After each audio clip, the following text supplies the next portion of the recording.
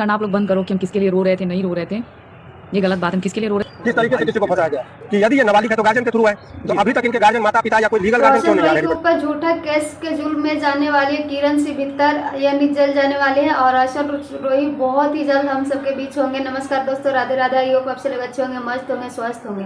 रोशन रोई के ऊपर जो केस की थी किरण सिंह ने, वो बिल्कुल झूठा फर्जी साबित हो गया। आप वकील के जो रसीद होता आप देख सकते हैं, ये है रोशन रोई के वकील, और जो ये पेपर दिखा रहे वो है किरण सिंह के जन्म तिथि के ऊपर ना हर एक चीज़ लिखा हुआ रहता है और आधार पे अपने मम्मी पापा के नाम रहता है। लेकिन मानते हैं कि किरण सिंह के माँ नहीं है लेकिन पापा तो है, तो उनके पापा मम्मी के आधार कार्ड पे नाम क्यों नहीं है? मासा मासी पालती है, इसका मतलब ये नहीं है कि आधार पर मम्मी पापा के नाम नहीं रहेगा।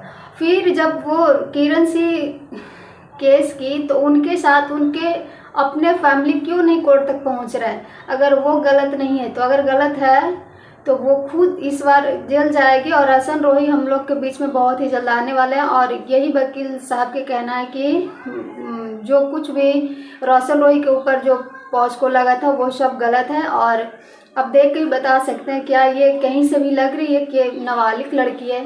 और वैसे अपना राय जरूर दीजिएगा। Thank you, love you.